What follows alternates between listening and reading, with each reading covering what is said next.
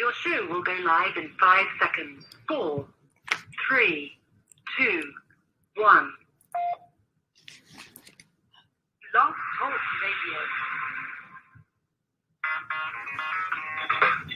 Women have the power to transform this world. We can end crime and violence if we all agree to do one thing. Share. Let's share our wisdom, share our time, share our talent, share our finances, but most of all, let's share our love. This is the Female Solution. Join me, Naima Latif, every morning, 7 a.m. to 9 a.m. Central Standard Time, as we bring you stimulating discussions about the issues affecting our lives. If you're listening online at www.blogtalkradio.com/the-female-solution, press the blue button that says follow and get our daily topics every morning directly to your email and your smartphone. Hi, I'm Naima Latif, executive producer of the Female Solution radio show. We invite you to call in 515-605-9325 and participate in this daily think tank as we examine the challenges we face and develop solutions that restore peace and harmony.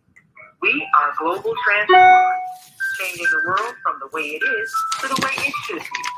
We are one. Wherever we live on this earth, we are one human family. On behalf of our team of radio hosts, I'd like to extend a greeting to all the members of our family, whenever and wherever you may be listening around the world. He wants instructions to our on how to family move. in China, Ni Hao, He's online with me now. He's on. Namaste, in All right. Japan, Well, Konnichiwa, in You're on. Korea, Annyeonghaseyo, I can't in talk. Russia, Здравствуйте, in Germany, Guten Tag, I can't Poland, because we're Dzień live. dobry, It's too late. We'll just have to figure it out. Let him know. Okay, he says, just figure it out. in She's, Italy, because she's watching, Yao, she can't talk. in Egypt, Asen Wasasen, in Ghana, Ababa, She's in Nigeria, Peleo, in South Africa, Salbona, in Senegal, Bangladesh, in Kenya, Jambo, in Israel, Shalom, in Pakistan, Afghanistan, and Saudi Arabia, Assalamu alaikum, greetings, and may peace be upon you all.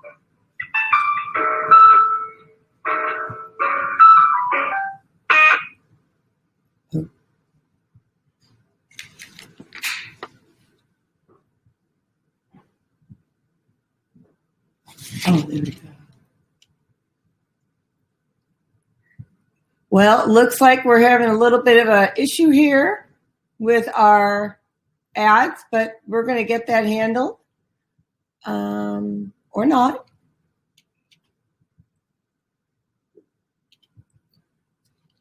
So we're going to do ads later. We're gonna Oh, man. Oh, there we go. I need sun bill today. This sunlight is really expensive, especially during this season.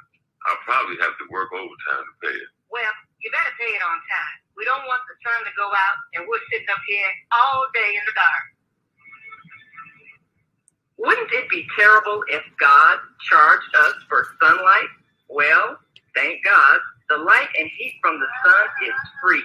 So why are we paying such high bills for the energy we use in our homes? Because we don't know how to use solar energy, the free energy from the sun. You can convert your regular home to a solar energy home and save tremendously on your electric bill. Take a look at your electric bill. Wouldn't you like to reduce or possibly even eliminate that cost altogether? Let one of our solar consultants show you how. Call today, 312-849-3456, and schedule a free consultation. That's 312-849-3456.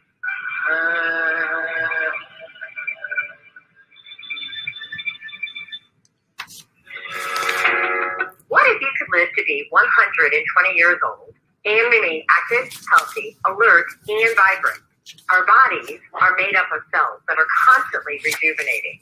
So if we take proper care of ourselves, we can literally defy aging. Join us every Tuesday from 7 a.m. to 9 a.m. Central Standard Time to learn about self-care from Suson Essentials on the Female Solution Blog Talk Radio Show. Learn how to help your bodies and your cells feel rejuvenated each day through proper nutrition, sleep, frequency medicine, and many unconventional methods of self-care. I'm Jodi Suson.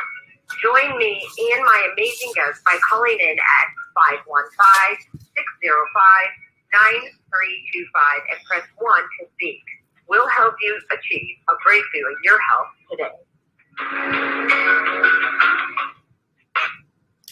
So, good morning, everybody. I hope that you all can see and hear us today.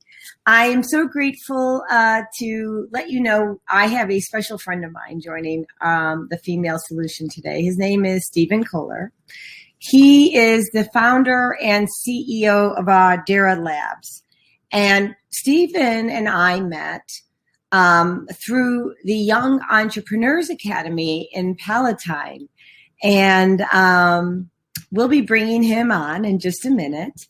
And he and I would coach 12-year-olds on how to be entrepreneurs, business planning, and people management.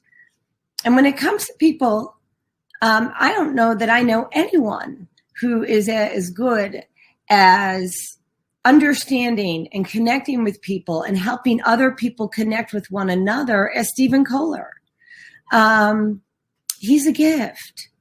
Some of the things that I just want to share about Stephen before we bring him on is that he has 25 years of extensive corporate experience within organizations ranging from startups to Fortune 100s, different industries.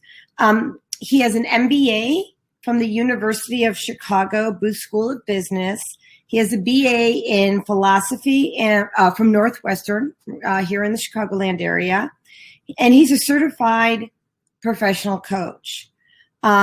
He is also a balanced scorecard professional. And he is very passionate about spending time with his beautiful wife, Michelle, who I know and love. He has 2 gorgeous children, 2 dogs. He's a lifelong musician, and I think that it's going to be really cool when you pipe in and listen to what he's up to and how he brings music to listening.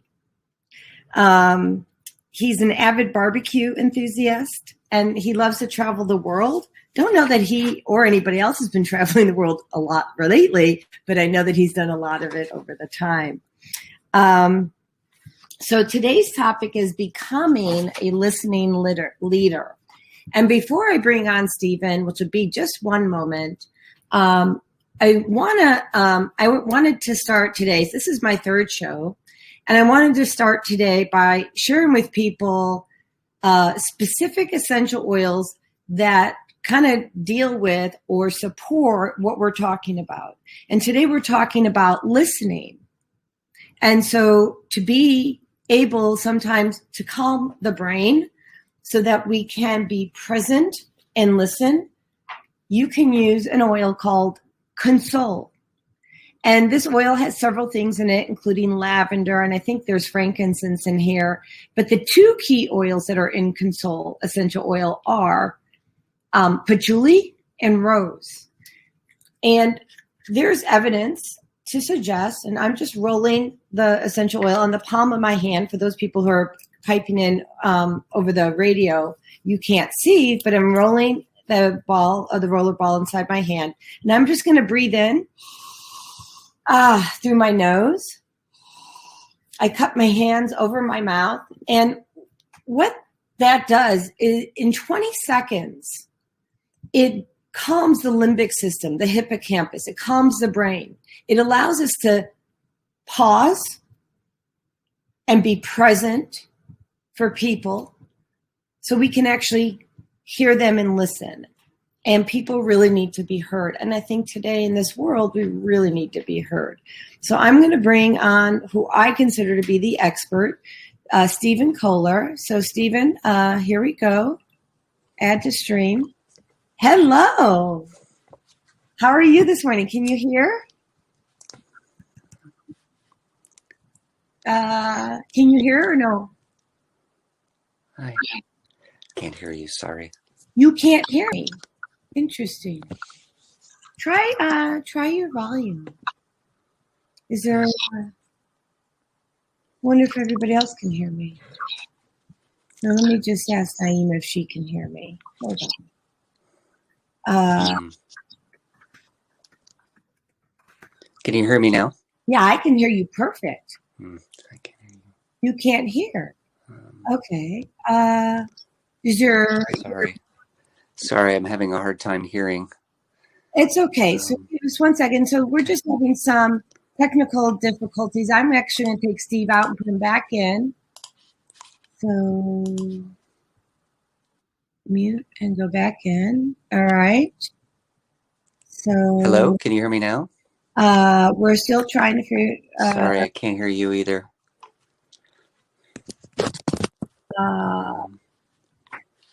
Okay, so let's see. We hear you and him. We hear you both, she says. Okay. So we can hear you, Steve.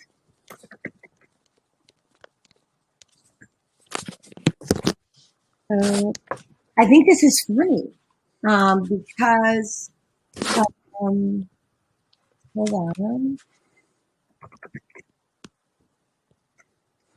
Let's see here. I'm gonna leave and come back. Okay. So while Steve is going back out and going back in, I'm just going to spend a couple more minutes talking about other oils then that also bring calm so that we can be in a listening state. This is Peace Essential Oil, which is one of my favorites. And again, you just inhale it. And we're going to bring Steve in. Hold on. Okay. So yay. Yay, yay, yay. So you missed all the nice things I said about you, did you? I did. Thank you in advance for whatever you may have said. So I told, just to bring you into the fold, I gave everybody your bio. I told them how we met at Young Entrepreneurs Academy and how you are an amazing people person. And not only are you great at listening and teaching people how to listen, but how to do it together. And I talked a little bit about your background in music. And I said, you may want to ask him. So that's the Reader's Digest version. And then the other thing I shared about was these oils. So sometimes we're kind of stressed out and we can't calm our brain enough to listen. So I was explaining, and for those people who didn't catch it the first time, this is okay. It's Console Essential Oil. And while it has like lavender and some other, I think, frankincense in it, it also has patchouli and rose. And we know that when it gets into we inhale it, it calms the brain. So it helps us pause so we can be in a listening state. And so every week, we're going to talk about a specific oil that relates to what it is that the speaker's going to be talking about with our guest, you. So anyway, so that's what you missed. Thank you for the recap. You're welcome. You're welcome. So let's see. Okay, so I think we're good. So, Steve, we've known each other, I think, since 2015, maybe 2015, I think it was. Sounds about right. Yeah, since the Young Entrepreneurs Academy. And it was at that time that you started, I think you were exploring your new journey in leadership and coaching. So would you share with the community, the listening community, and know that we're going to be bringing on callers and so forth because they're going to be enticed. Tell us about your journey, how this got started. Jodi, thank you so much for having me on today. It's a pleasure to be with you and all your listeners. I've been thinking a lot about the question you just asked in that I've been very fortunate to learn a tremendous amount on my journey. I had spent about 25 years pursuing a path in corporate America that for many years I found very fulfilling. And then I got to a place just about the time that I met you where I recognized that I was noticing there was a shift occurring within me. And in the topic of listening, I was listening to myself, and my intuition told me that it was time to make a shift. And what I did was I started listening to myself. I started listening to others who had made similar shifts, and did some exploration. And I knew in my case that I had a desire to serve people in some form. I didn't know what way. I didn't know if I was going to teach, be a counselor, be a coach. So I started talking to folks far and wide in all sorts of professions. And the more that I spoke to people, the more that I learned that I really had a passion for the idea of coaching and using my passion for listening to do that.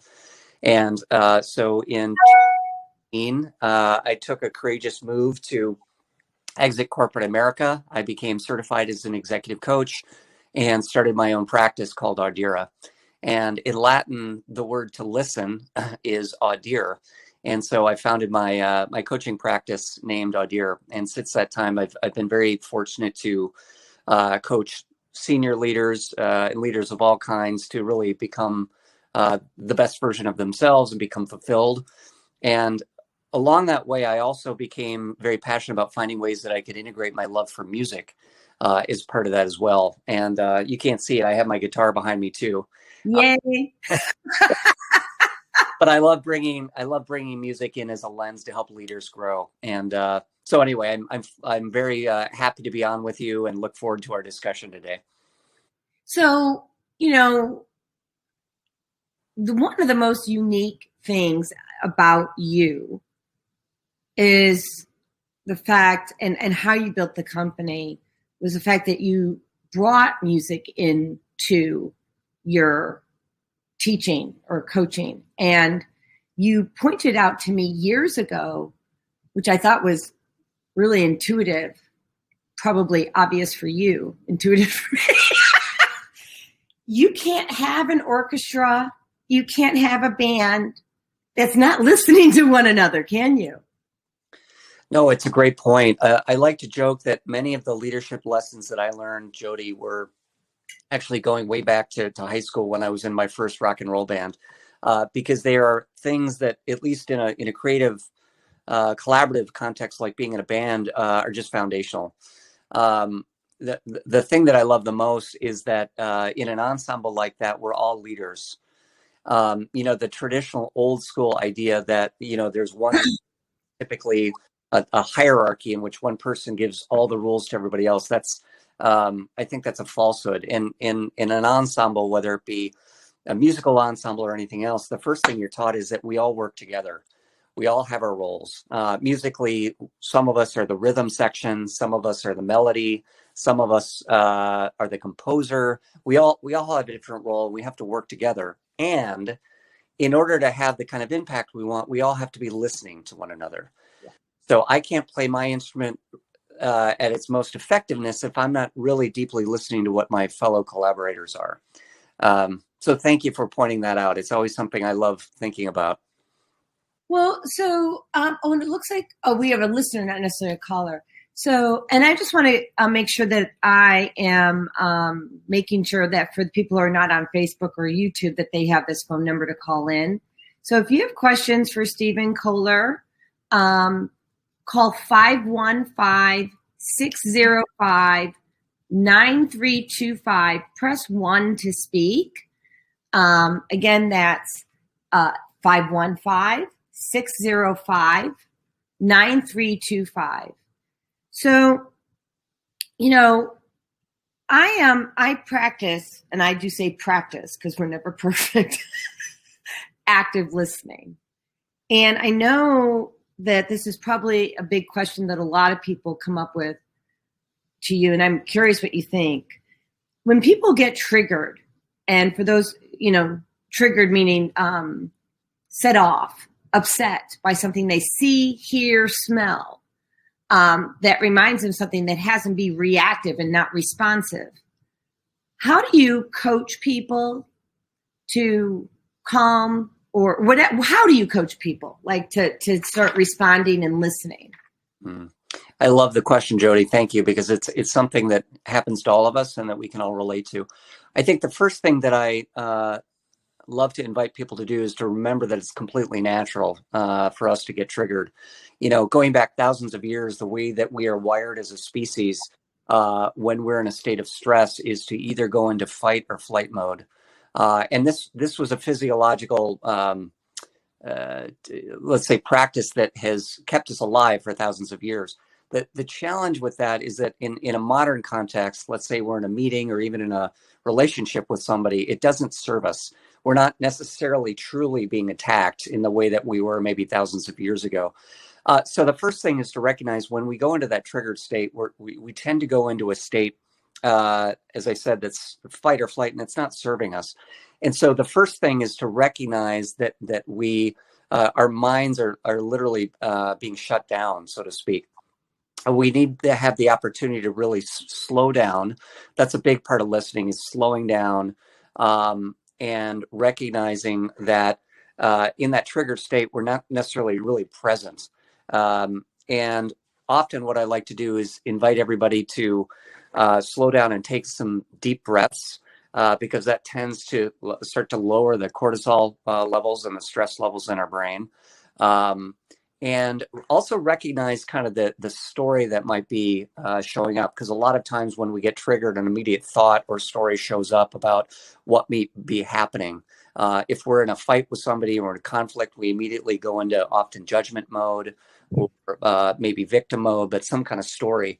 And so if we take a chance, we slow down, we do some deep breaths, we recognize what that story is, we then have the opportunity to maybe shift perspectives and think about it from a different perspective. I like to think about it as kind of lifting the lid off the story or the box that we might be in. And get really curious. One of the antidotes from getting triggered is to go into a very curious place and start asking yourself and the other person to learn more, because a lot of times when we're triggered, we just shut all of that curiosity down and we go into judgment mode. So slow down, do some deep breaths, get curious, and ask yourself what might be true in this moment, rather than what's not. And when you start really getting curious, you open your mind up to what's possible, and that starts to open up dialogue in terms of listening. So these are really great thoughts. I want to talk about judgment. So listeners may be thinking, oh, judgment, I'm judging someone else. But I believe, well, first of all, we're massive judgment machines, right? But we are judging ourselves first. Like, we're really hard on ourselves. And so when I think about some of the most fragile souls that I know, I concern myself because, yeah, I know that they're judging others, but really they're judging themselves. How do you coach people around giving themselves grace? Not living by perfection, but by living by grace. Trying to get my chair in the right place here. But okay, we'll figure that out. Go ahead, Stephen. Jodi, I love the question because you're absolutely right. So that's where most judgment for most of us starts, is with ourselves, even if we're not aware of it. And it starts with, the Buddhists talk about, the core of human suffering is this idea of being attached to things that have happened in the past that we can't control, attached to things in the future that we're worried about. And I raise that because a lot of that human suffering as it relates to judging ourselves is being attached to something we think we should be or shouldn't be. We often tell our stories of something that we need to be, and there's a delta between how we see ourselves and how we'd like to see ourselves. And that creates all sorts of judgment and untold suffering. So the first thing is, as obvious as it may sound, is to provide allow ourselves to be self-compassionate, allow ourselves to be, to accept ourselves just as is, and really be one with this idea is that I am an imperfect creature and I'm okay with that, because we're all imperfect, right? And so I'm going to love myself truly as the way I was intended. And if I sometimes, Jodi, like to step way out and pretend I'm looking at at the earth from, let's say, a million miles away. And when you take that kind of lens, you recognize that all of the daily things that we all get caught up on are, quite frankly, not that meaningful, and in some ways trivial. And almost taking a perspective that the universe never intended us to, to try to achieve something in the classical sense. It was to simply enjoy this gift called life on this planet that we're on. So the idea of kind of letting go of that attachment, that judgment, and just being, I think, can be an incredible first step towards self-acceptance. So what are some of the ways that we can catch ourselves and do a redirect? I mean, like, I know, and I'm actually going to answer one of the things that I do and then let you share. So I know that, first of all, we're all judgment machines. We just do it. And so I know that if I catch myself judging, I do a redirect immediately in my brain. Like, oh, no, don't judge. Go with love. Start with heart, like that. What are some of the things that you've done or you've told other people to do because like I said, we all judge, to stop judging? Yeah, it's something I practice daily, and I'm on a journey. I wouldn't say that I have it solved either. I'll use some language that some of your listeners, and certainly those of us that have been working in this area and the idea of mindfulness and leadership would recognize. One of the first things to recognize is that we all have these thoughts in our mind that are termed different things. Some of us might call them limiting beliefs. I like to call them the saboteur. You might call them the devil on your shoulder. But the key here is to recognize that thought of judgment is a voice in your mind to be aware of, and that it's not truth. Let me say that again. The story in our minds is literally a saboteur or a limiting belief. It's not truth. And the reason that's so crucial, Jodi, for your listeners, is that we often confuse the two. The thoughts in our head, we automatically believe to be true. So we might be saying, I am not enough, I'm not worthy, all of these things. And we immediately in a microsecond take that to be truth, as opposed to slowing down and saying, no, that's a voice in my head. That's a saboteur that is telling me something. And so when you're starting to feel that sense of self-judgment, recognize, oh, there it is again. It's my self-judgment. It's my saboteur. It's coming about because perhaps I'm tired. I might be triggered. I may have just had a tough day. I'm going to allow that voice to just go off to the side, and I'm not going to listen to it. And what I'm going to do instead is I'm going to do something that we might call a part of our daily practice to get myself stop listening to that judge and start to listen to what I might call my sage, my deep, inner, wise, powerful self. So what are some things I might be able to do? Well, again, of course, we could take a few moments to do some deep breaths. Because, again, science has shown the deep power of kind of what breathing can do. You don't have to do that, though. Some of us find creative outlets, whether it be music, cooking, doing art, even if it's for 5 minutes. It doesn't have to be an hour, but literally those activities shift how the chemicals are working in the brain and then shift our perspective. Some of us love to do physical exercise. I love to run.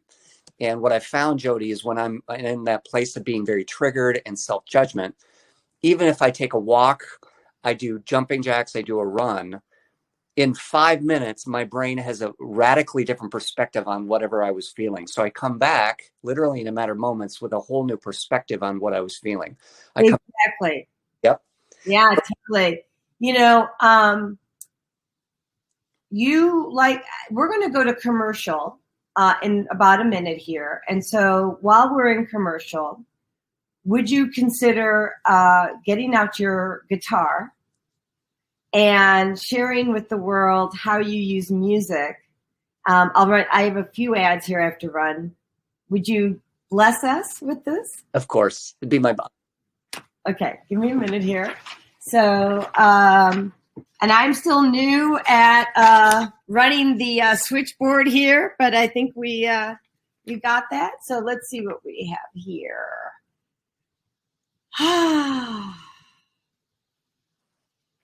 Okay, dokie. So we're just gonna. I think we're here. We're just gonna try this one. I know it's not the right one, but it is what's gonna go on now.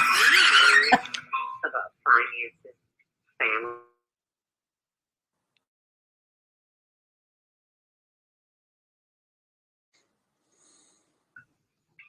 If you answered yes to any of these questions, help is available. Don't worry, you're not alone. It's part of the human process. You only feel this way because you haven't mastered the voices in your head. No hype, just down-to-earth, solid, workable tools and techniques that you can practice and stage.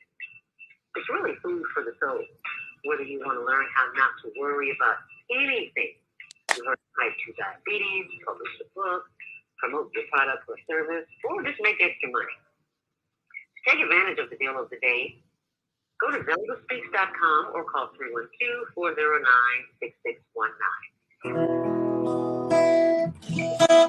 Free shipping. That's zeldaspeaks.com or 312-409-6619. Stop worrying today. Visit zeldaspeaks.com.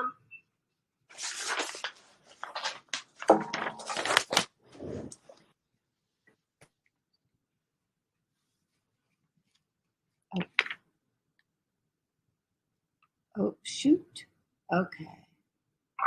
Oh, man. God sent the monthly sun bill today. This sunlight is really expensive, especially during this season. I'll probably have to work overtime to pay it. Well, you better pay it on time. We don't want the sun to go out and we're sitting up here all day in the dark. Wouldn't it be terrible if God charged us for sunlight? Well, thank God, the light and heat from the sun is free. So why are we paying such high bills for the energy we use in our homes? Because we don't know how to use solar energy, the free energy from the sun. You can convert your regular home to a solar energy home and save tremendously on your electric bill. Take a look at your electric bill. Wouldn't you like to reduce or possibly even eliminate that cost altogether? Let one of our solar consultants show you how. Call today, 312-849-3456. and schedule a free consultation. That's 312-849-3456.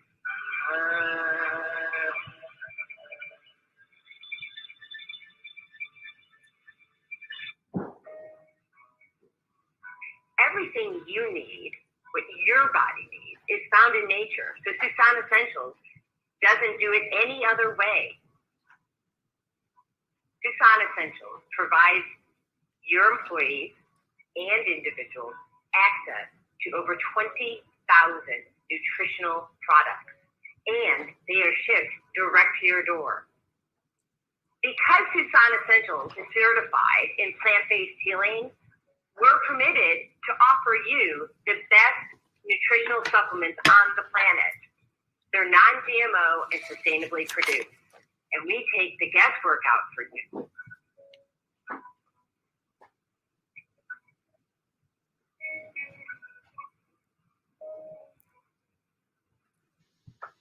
Let Suson Essentials help you take control of your health today. So we are back with Stephen Kohler, CEO of Audira Labs. And Steve, before we are blessed with your music, could you tell our listeners how they might reach out to you after the show? Thank you, Jodi. Feel free to, check out my website, audiralabs.com, or you can check me out on LinkedIn, Facebook, YouTube. We're all over the place. I'd love to hear from you. Awesome. So tell us a little bit about how you're going to bring the music in and then do your thing. Oh. I did. Sure, absolutely. So I find as a musician, I've been playing music a long time. There's so many parallels between the worlds of music and leadership. And one of the first things I'd like to show people is how we can use, for example, the idea that we're all instruments, and that we can listen to ourselves and to others, much like a musical instrument. So what I'm going to do just for a moment here is I've got an acoustic guitar for those of you listening, and I'm going to just play some things, and we'll talk about how we can use this as a metaphor for leadership. So I'm just going to play my guitar a little bit.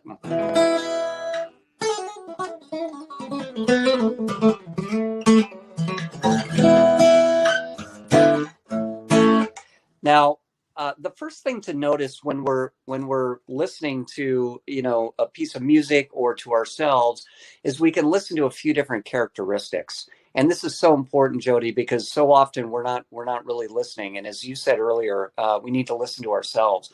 So the first thing we can do is to kind of listen to the tempo of a piece of music. And this is not unlike listening to somebody else. So we can listen to how fast or slow something is. So if I play something slowly like this, I could go.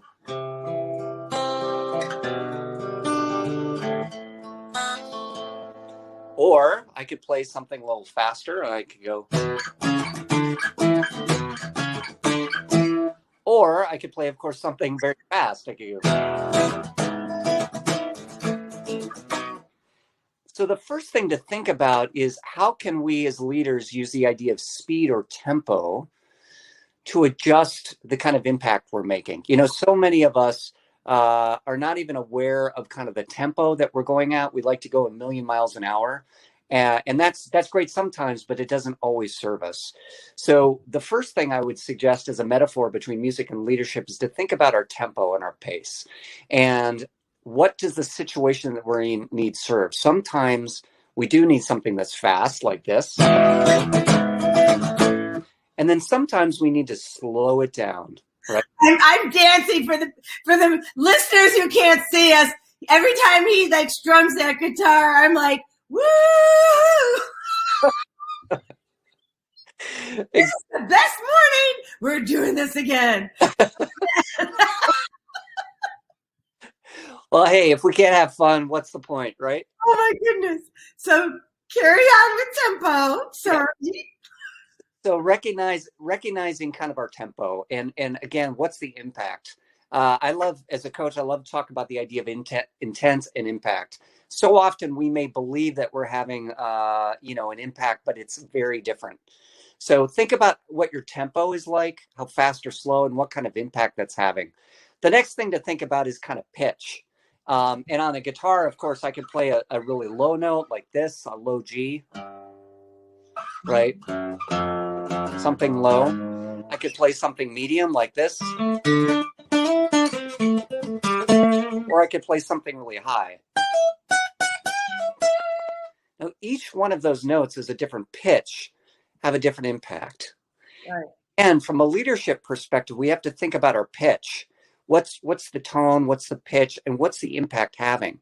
If we're always at, moving 100 miles an hour and we're on a really high pitch, that's going to have a certain energy around it. It's going to have a little impact. Think about the leader that you may have been with that was always, screaming, perhaps very aggressive, rushing around, and think about the kind of impact that had. It doesn't always serve us to kind of be there. So be intentional first about your tempo, be intentional about your pitch. And then last, think about volume. In music, we have this idea of kind of amplitude, and we can play softly. We can play kind of moderato or medium, or we can play loud. We have the opportunity as leaders to really adjust that volume, right? And be intentional. And we call all of this idea, Jodi, is this idea of expanding our dynamic range. Because so often we're very narrow. We tend to do one thing over and over and over because it's served us. My invitation to all of us is much like a musical instrument. Expand that range, adjust your speed, adjust your pitch, and adjust your volume for better impact. I couldn't agree more. I was talking to a friend of mine who I was coaching the other day about how we all have to be chameleons in life. And that's what you're talking about when you're adjusting your tone, your pitch, your speed, your tempo. We have to be chameleons. We have to assess not only ourselves, but I think we have to assess what's going on around us. And in order for people to hear us, we have to kind of assess how they like to be heard, how they like to be spoken to, and, for me, I know that if someone is speaking too fast, they lose me. It's like, okay, bye-bye. And I'm not trying to be rude, is my brain can't keep up. So how many people are saying bye-bye to you, not you, Stephen, but you, the listener, if you're talking too fast, too slow, or whatever it is for the person you're speaking to? I know that I grew up with my father, and he used I would call him at work, and he would say, "What's up, Jodi? Talk fast." But, I'm slow. So I think the tempo thing is really key. And it's not that one tempo is right or wrong, I don't think, right? It's understanding the tempo for the moment in time. Is that correct? Exactly.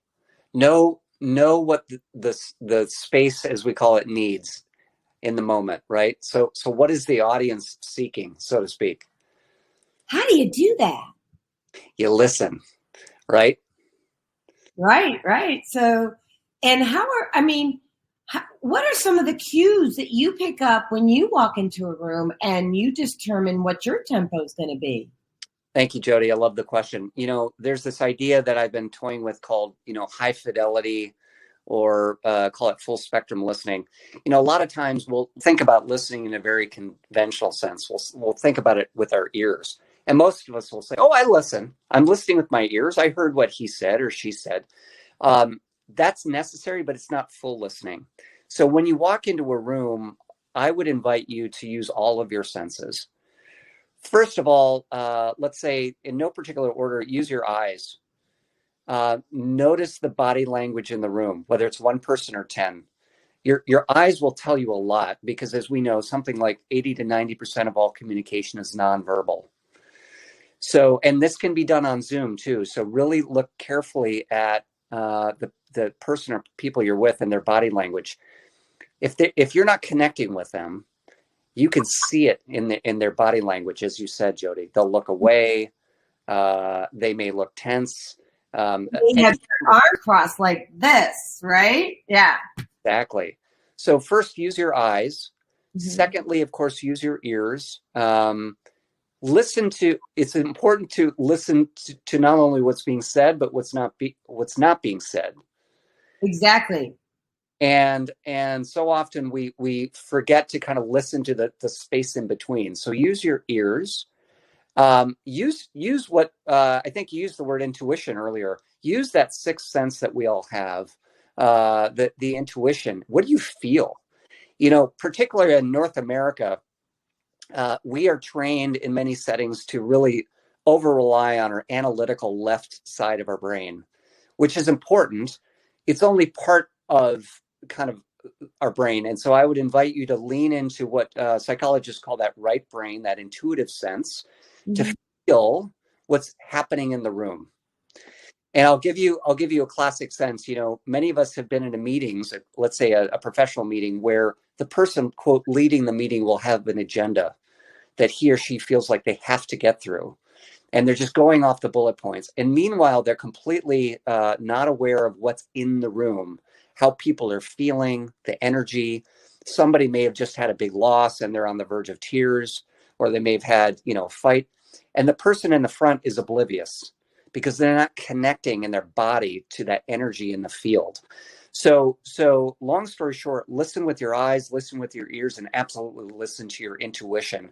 And then adjust your tone, your tempo, and your volume to meet them where they are. So I think that's so spot on, Stephen. Back when I was on my health journey, it was about 2014. I was at this organization. Well, it was the leader of the synagogue that I belonged to. And he was very concerned about getting through his agenda. And it was actually the reason I left the synagogue, because it was a consistent behavior, right? This is a leader, right? We're talking about how leaders lead. And he was more concerned about getting through his agenda versus hearing people and seeing what they needed. And I certainly wasn't heard. And so I left that leader, right? And people don't leave companies. They don't leave churches. They don't leave synagogues. They leave bad leaders. Do you agree? 100%. Yeah. And so, to me, it's like, I often wonder why we don't spend more time with our leaders. And, something happened to a friend of mine just the other day where his come from was to really help someone through what I would call a difficult time. And like a human, there were hiccups along the way. We always have hiccups, right? That's just how it is. And the person who manages this friend of mine got mad at him because of the hiccups. Not because of the fact that he spent time on his day off helping this person. They don't acknowledge the goodness. People are looking for what's not right. They're not acknowledging goodness. And I'm wondering if you want to share with people about how to shift the mindset. How do leaders shift their mindset to looking for goodness? I think, especially today, we've been trained to look for what's not good. And I'm here to tell you there's a lot of goodness going on in the world. We just have to open our eyes to look at it. But how do you get people to look at it? I love that you said that, Jodi. In fact, I was just reflecting on that today, and I think many of us can relate to this pattern that we can all find ourselves in of not looking at the goodness. We can adopt a perspective that says, look, we're living in a pandemic. There's a lot of political strife. We may have family members struggling with their health, right? There's a lot of stuff that if we choose to can bring us down. And I believe that is tied in some ways to our culture of what you might call the doing versus the being. And I'll explain why. Again, in the culture we live in North America, Jodi, where you and I are, there's a huge emphasis on the doing part of life, which is the fixing things, solving things, achieving things, right? The doing. We've been rewarded our whole lives for doing that. Totally. So we've been trained to not appreciate, but immediately identify a gap, a problem, center our focus there, and then try to change it. And so much of life obviously is outside of our control. So when we try to immediately go to fixing and solving something that's outside of our control, it's gonna lead to a world of heartbreak. So my recommendation is again to go to what cultures for thousands of years have described as kind of this idea of going into a deep gratitude. And so rather than immediately going to fix and solve, go to a place of appreciation and gratitude. And to give you an idea of how I've been trying to practice this in my own life over the last year in the pandemic is appreciating not focusing on what I don't have, but appreciating what I do. So in my case, appreciating the fact that I'm here at home with my family, appreciating that we have enough food to eat, appreciating that I can play my guitar, and focusing on that. And what's amazing, Jodi, what I found is once you start there, a whole world of possibility opens. See, you're spot on, right? That's why I love you, Stephen. Attitude of gratitude, right? I mean, it is a tough world, but I mean, I think about, all the things that you mentioned, clean water. Organic food. I know that, you're a Whole Foods shopper, right? You eat clean food.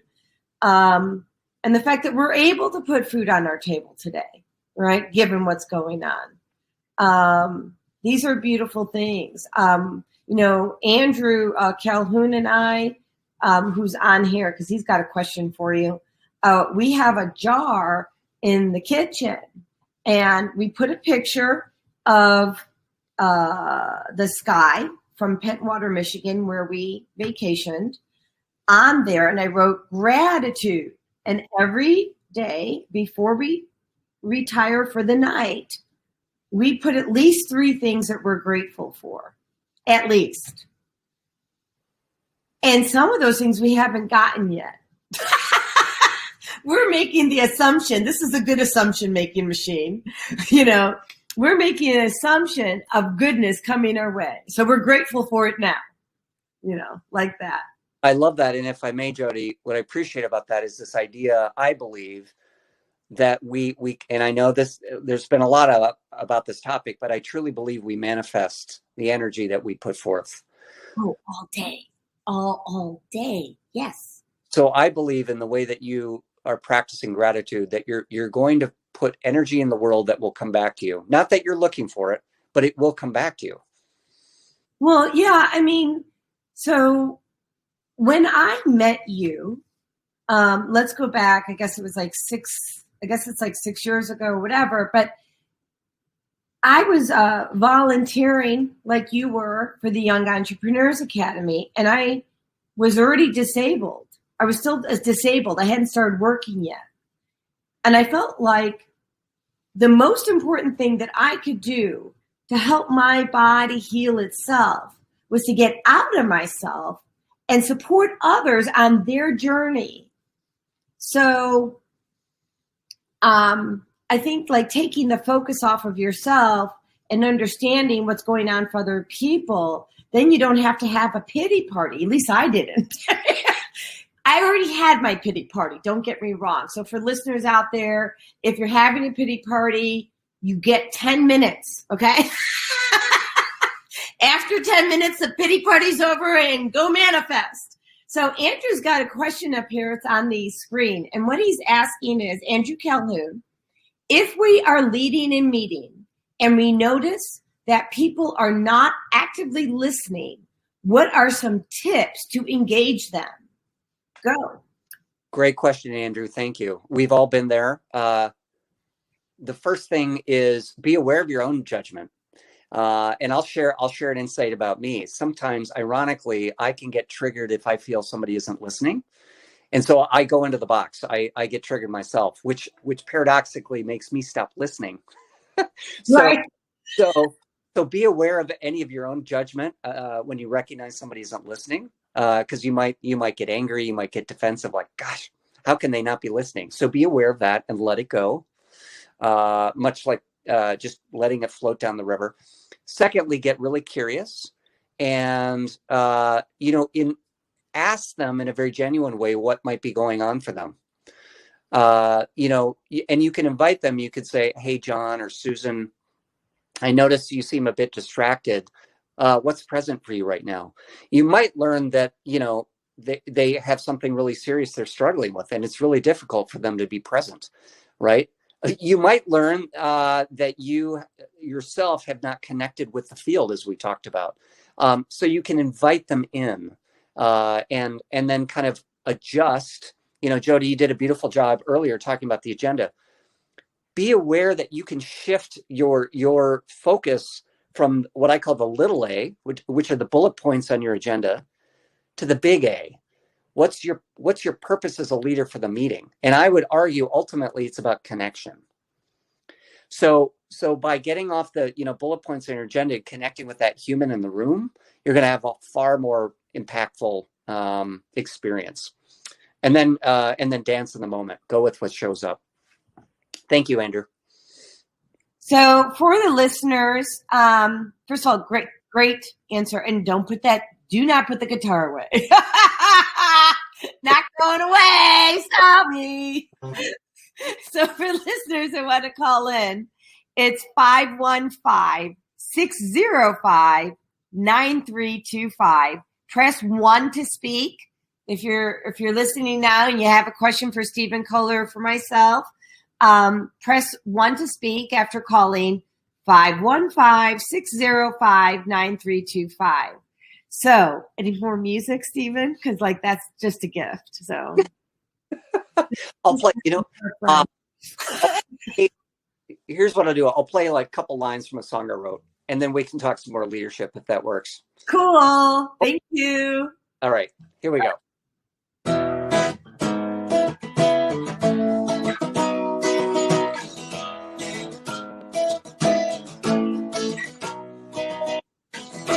Times will I have found the world's best opportunity? Oh, will I renew the day I have become my ambiguity? When will I change? When will I see? When will I be let go of you? What will I see? How will I be? When will I be let go? In the end, daydream, find escape path.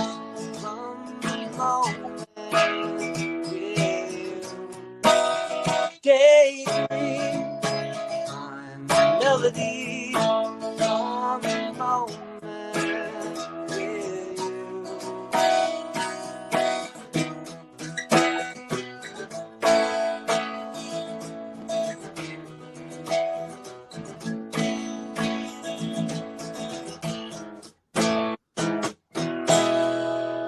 Something like that.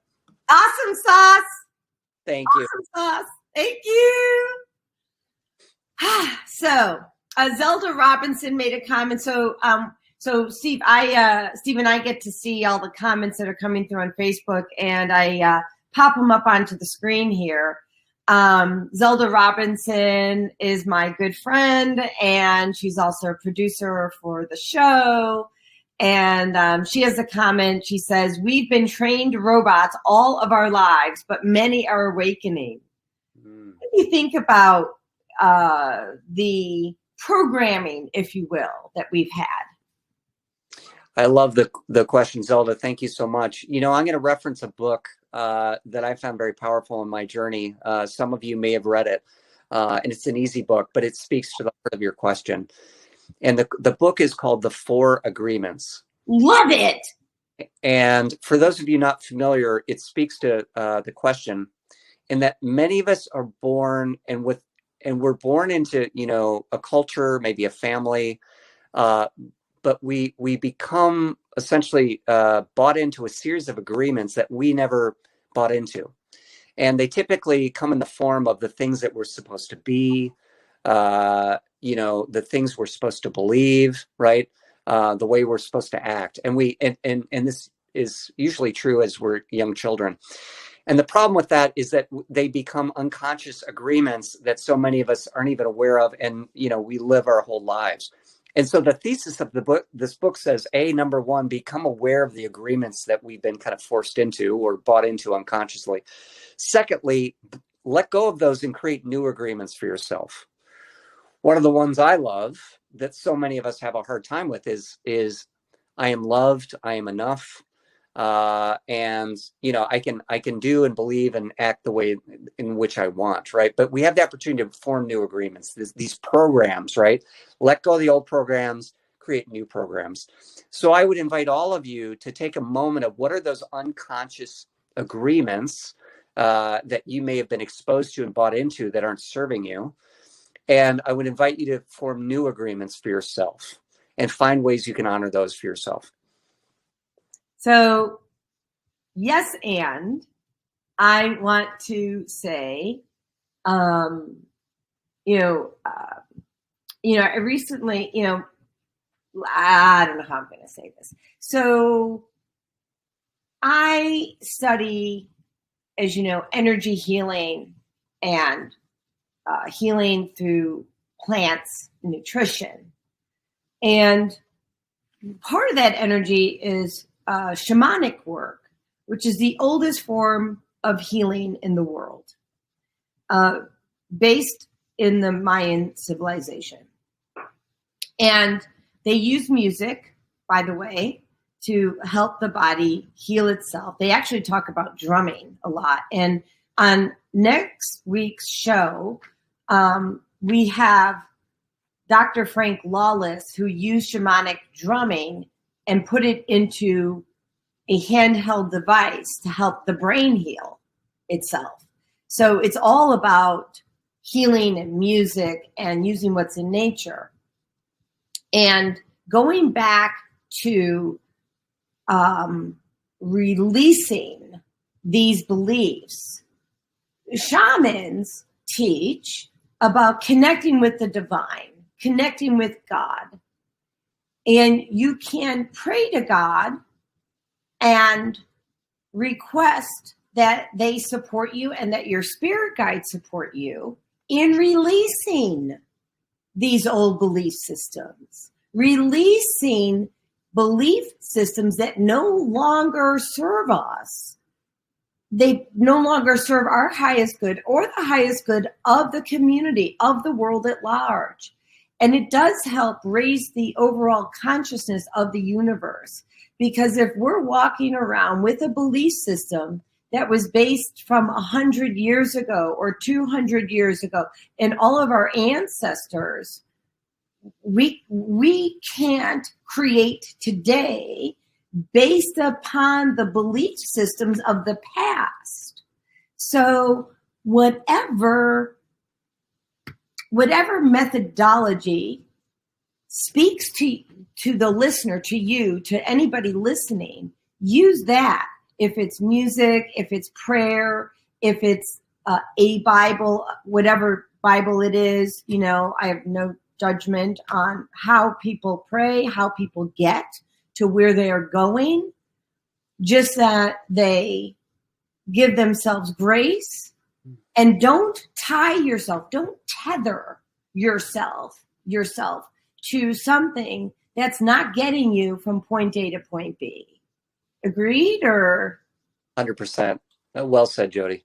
Well, thank you. I mean, people deserve so much more. I think that a lot of people don't feel like they deserve more. And we deserve all the goodness that's coming our way. And I think that we need to stop expecting the opposite, like that. But we're at 8:02. We have to go to another commercial. Oopsie. Hold on. Like, chi. So let's see what we got here. Oh, tomorrow's show, Naima, who is the executive producer of the show, she'll be on, and here we're going to listen about that, I think. Whoops. I love it when we have computer issues. So I guess we're going to go to Thursday's show. That one's not working either. So I'll tell you. So tell us about listening, and I'm going to work on this. That way we don't have dead air, okay? And if people want to call in, it's 515-605-9325. Okay, you go ahead. If the commercial starts, we'll pause, right? So, cool. Absolutely. I love improvising. Thank you. So for the listeners out there, I want to give you a quick model that I use quite a bit, and it's called the 3 levels of listening. And the context, before I dive in, is that we all are living in an incredibly noisy, cacophonous world. We obviously right now in the U.S., in the world, have pandemic. The advertising just started. Sorry. Join our global peace movement. Heavenly calls to world peace and restoration of life, transcend culture, religion, ideology, and other boundaries to achieve. Oops. Do you worry about finances, family, health, job, relationships? Are you in pain? Do you feel stuck? If you answered yes to any of these questions, help is available. Don't worry, you're not alone. It's part of the human process. You only feel this way because you haven't mastered the voices in your head. No hype, just down-to-earth, solid, workable tools and techniques that you can practice daily. It's really food for the soul, whether you want to learn how not to worry about anything, reverse type 2 diabetes, publish a book, promote your product or service, or just make extra money. Take advantage of the deal of the day. Go to zeldaspeaks.com or call 312-409-6619. Mention promo code The Female Solution and get free shipping. That's zeldaspeaks.com or 312-409-6619. Stop worrying today. Visit zeldaspeaks.com.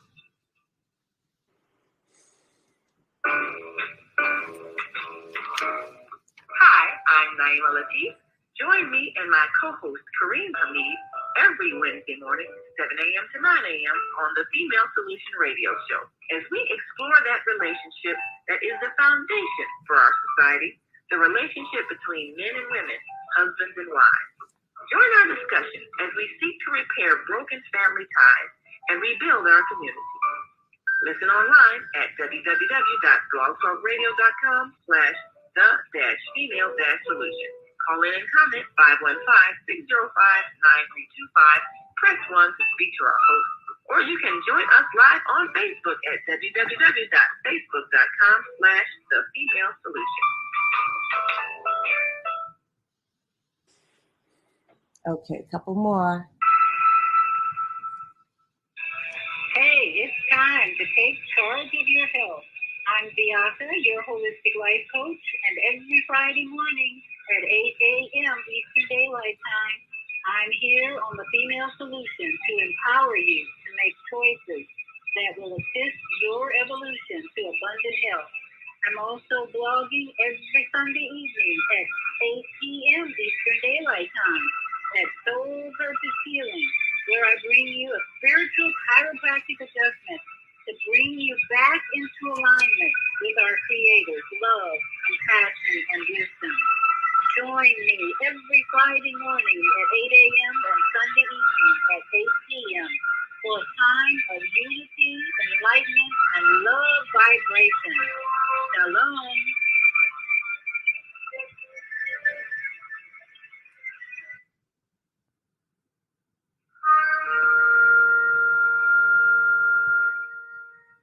I'm Beata, your holistic life coach. These days, it's more important than ever to work on your physical, mental, emotional, and spiritual health. Are you consciously breathing deeply in stressful moments? Do you have a plan or daily routine to maintain balance in your awesome body? Are you struggling to be disciplined in your eating habits? When you partner with me, I'll help you develop a personalized health plan that works for your particular lifestyle. You can find out more about me at yourholisticlifecoach.com, where you can also review my 3-step protocol to guide you to abundant health. That's yourholisticlifecoach.com, and I'm Beata.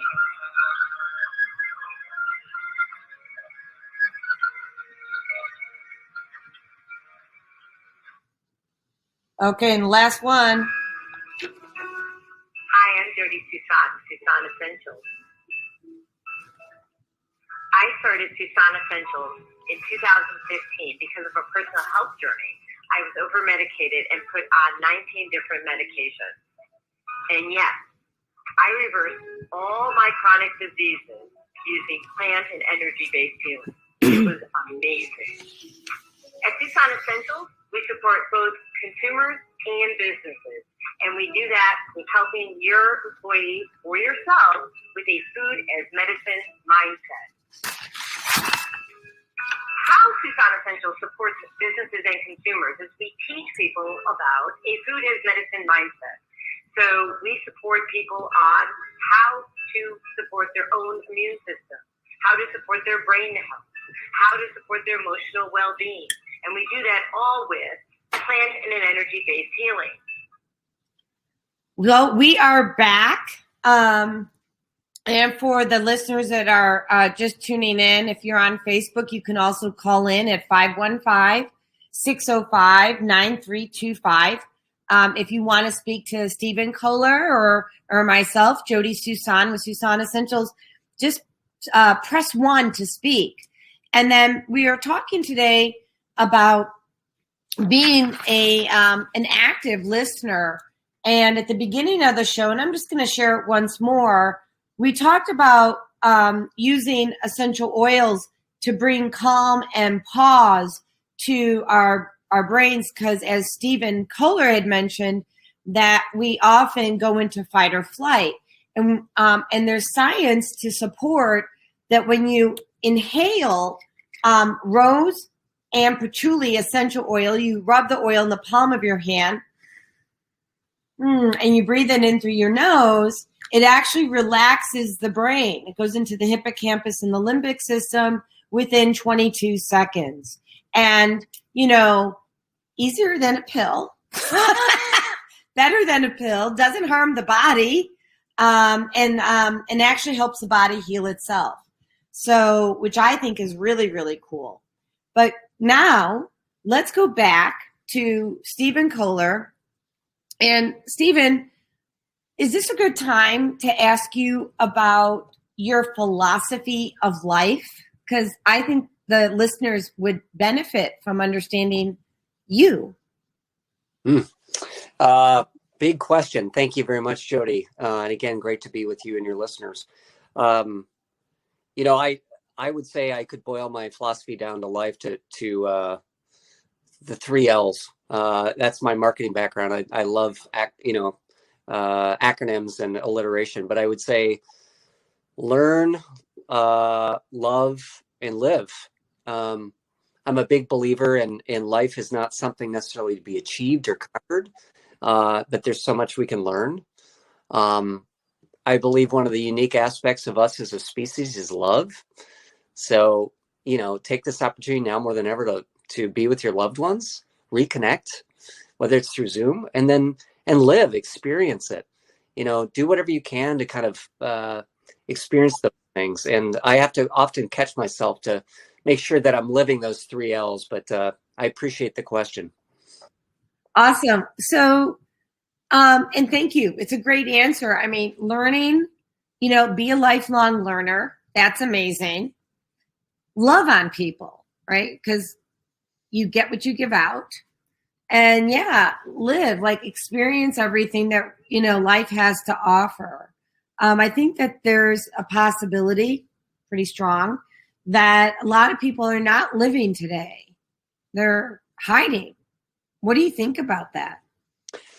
I agree. And I think there are always times in our life where we've allowed fear to get in the way.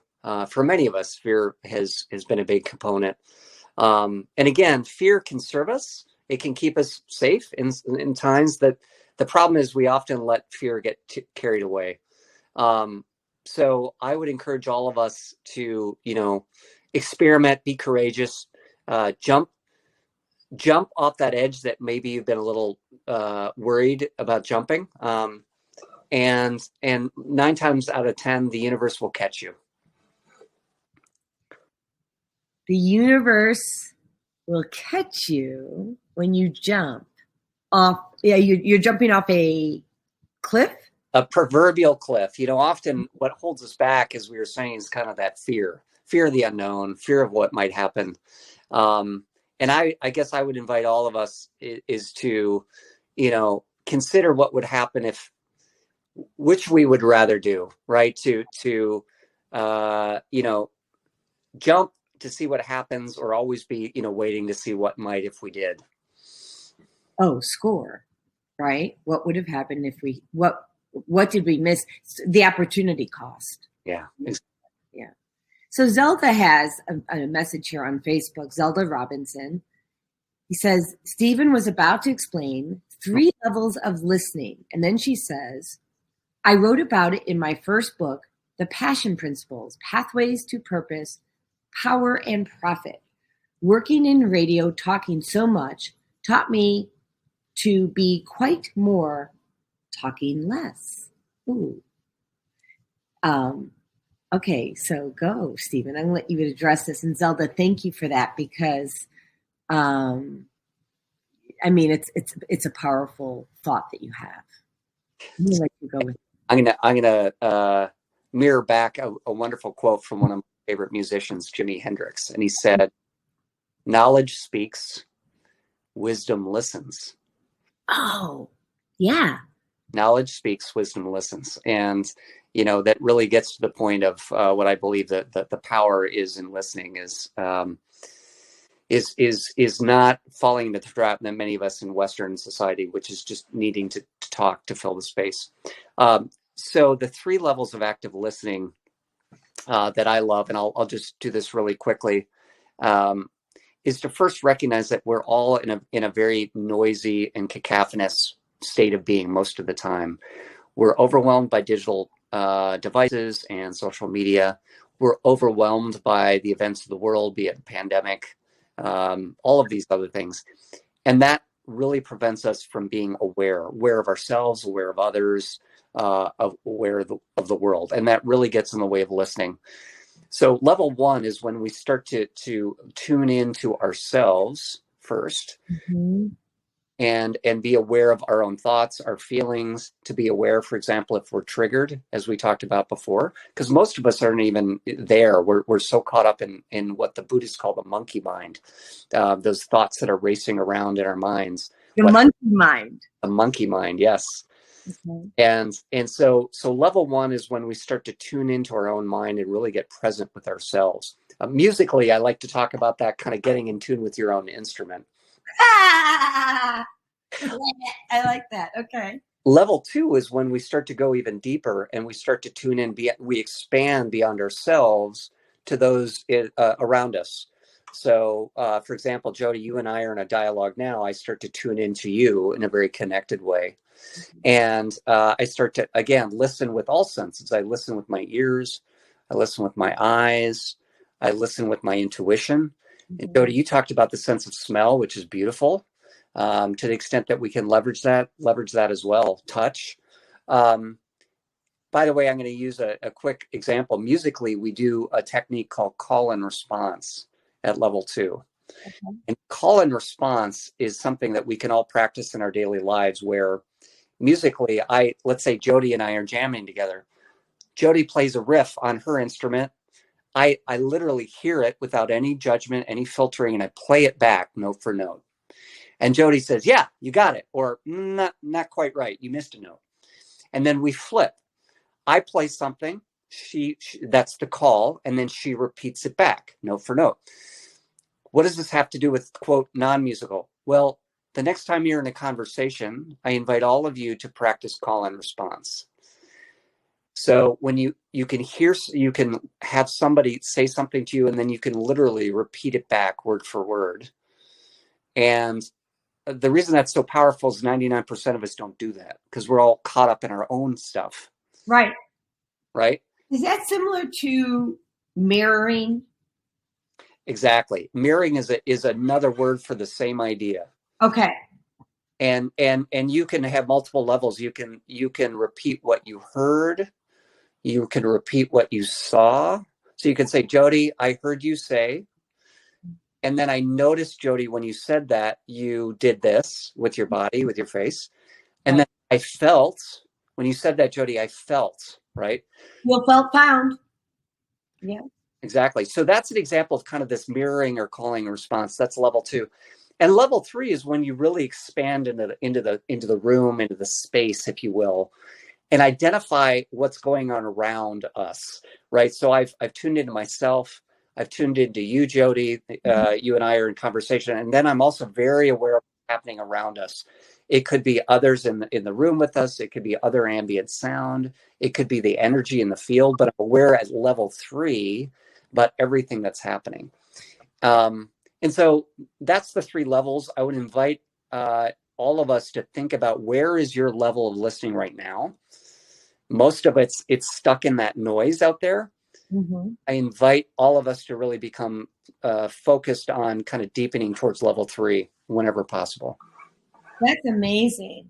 And is that something you learned in your coaching, or did you experience this in your life and then give a label to it, so to speak, when you got trained? I mean, because I've always seen you as a level 3 listener, right?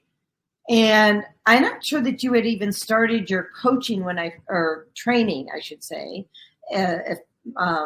specific to coaching when I met you. I could be wrong, but it feels like to me, and please redirect, that you had all these skill sets already, and that when you went and got the official training, you were just able to really put a designation behind and maybe some specific words to things that you've been doing all your life. Thank you. Yeah. I take that in deep gratitude. You may be right.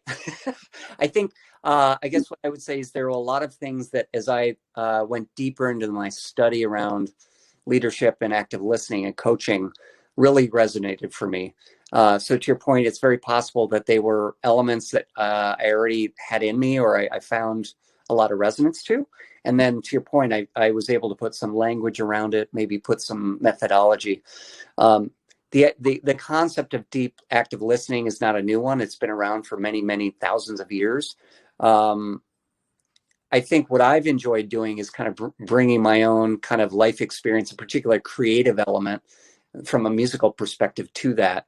So building on the concepts of many leadership coaches and guides from the past and kind of putting my own take on it has been fun. And then just seeing it from a musical perspective and seeing how that can really awaken a lot of us. I don't care if you have any musical training. What I love seeing is you start talking about music and it just lights people up. So anyway, yeah, it's been a blast. Well, are you going to light up the stage now for us with another jingle? Sure, absolutely. Let me grab some lyrics. Thank you for offering. Let me just grab something here. Sure.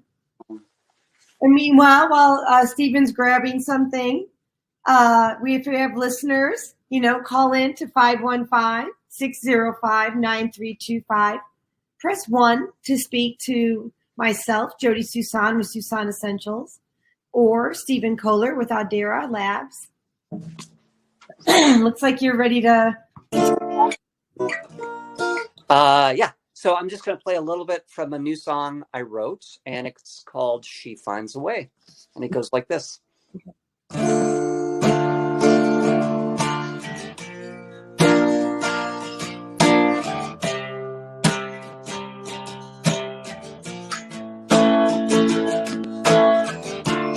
finds a way to wake her eyes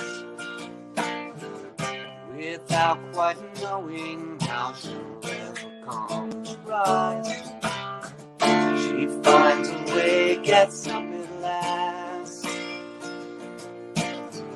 ready for what she does not know will come to pass, and how she'll face this day to day, and no one can know how she feels, and how it's so unreal. And if they did, they'd never know why she never smiles or cries. Something like that. You just kind of like zenned me out.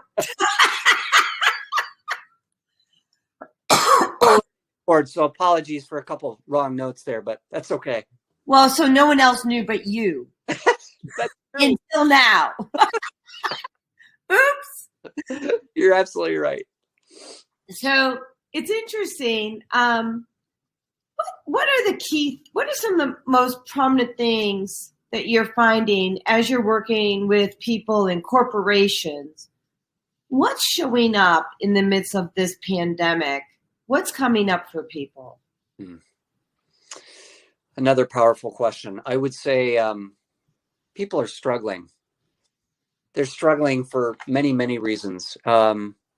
First, in no particular order, Jodi, what I've recognized, no surprise, is that we as a species are social. We crave and need connection. Mm-hmm. And the pandemic, as we've all heard and felt, has created a sense of disconnection, us in a way that is profound. Physically, we are disconnected from our loved ones and our colleagues. Emotionally, we're disconnected. And that's having a huge impact on us emotionally, physically, psychologically.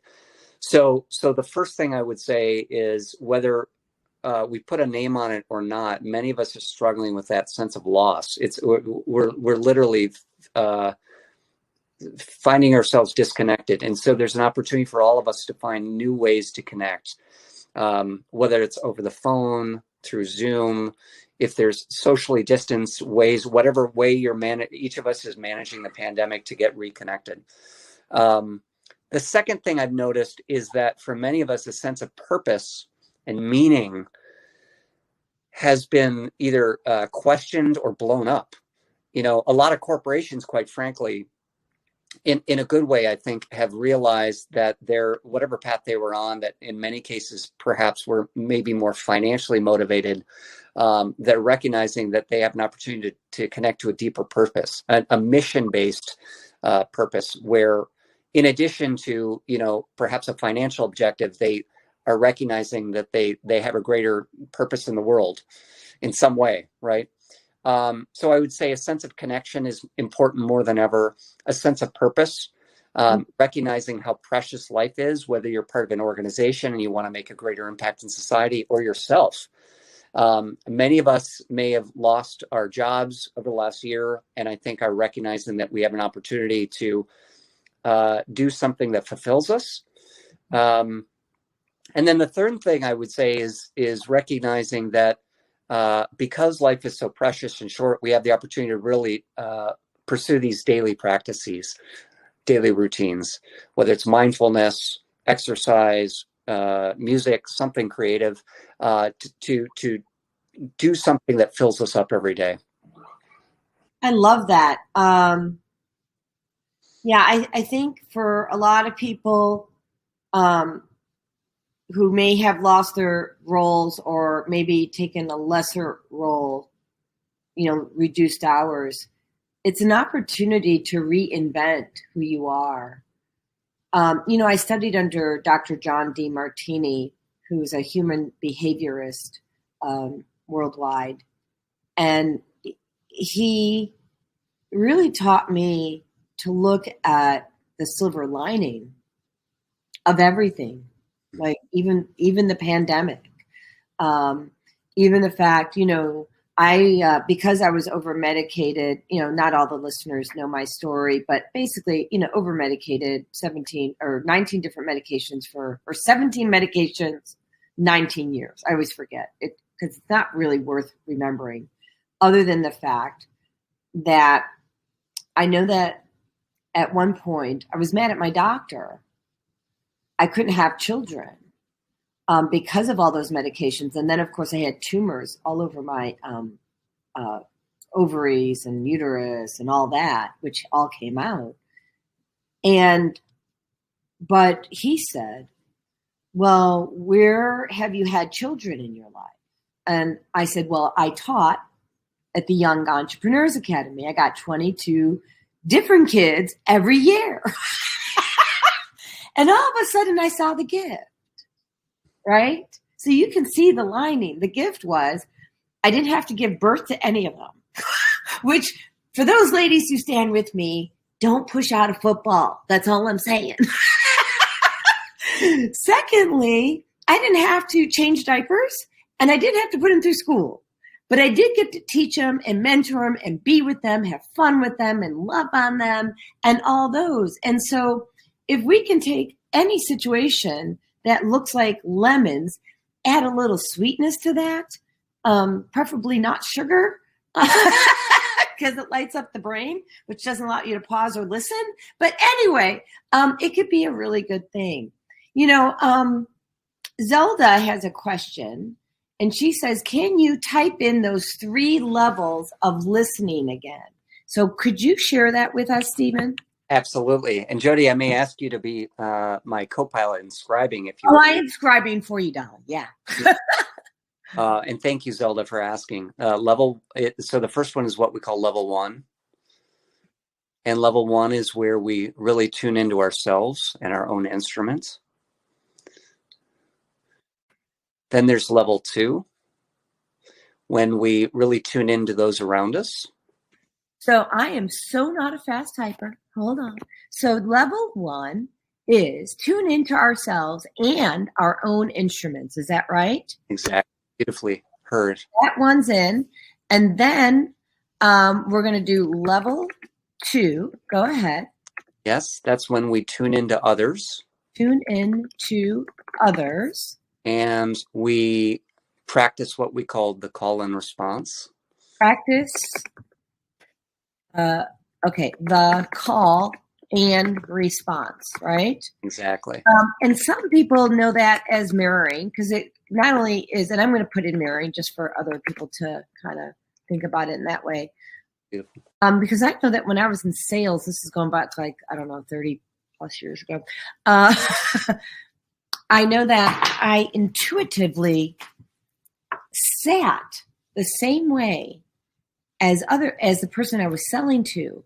So you might want to observe yourself, right? Not only are you restating exactly what they said so they know that they're being heard, but then also look at how you're sitting, your positioning. Are you mirroring how they are? If they're crossed arms, are you crossed arms?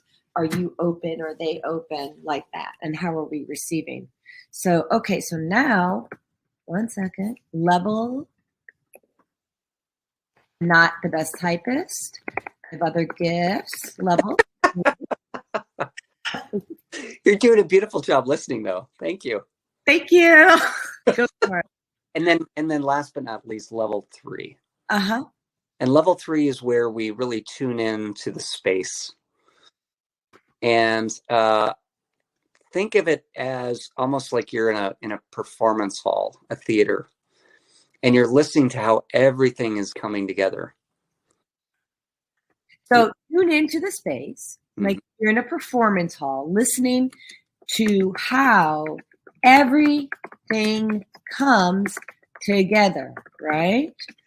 Let me see. Let me just say it like you are in a performance hall. Okay. So, when we're tuning into the space, and just to kind of restate this for the listeners, and please correct me if I've missed anything or you want to have it communicated differently, we're tuning into people's energy, their body stance, their pitch, their tone, whether or not their body language. Are they smiling? Are they not smiling? Are they serious? Are they hiding behind a cup of coffee or behind their phone? Right? Exactly. There's this, and you said it beautifully. Another way to think about it is if you were to, walk into the space and listen to a concert, what would it sound like? Oh, yeah. And in a practical way, let's imagine you walk into a conference or a meeting. Would it sound angry because everybody's on edge? Would it sound quiet, but perhaps filled with tension because nobody's talking? Would it feel jubilant and joyful? So really tapping into that energy that's in the space and tuning into that and recognizing it. Again, rather than just pushing through your agenda, really noticing what's in the space. So, I remember back in the day when I was, looks like my computer just went funky.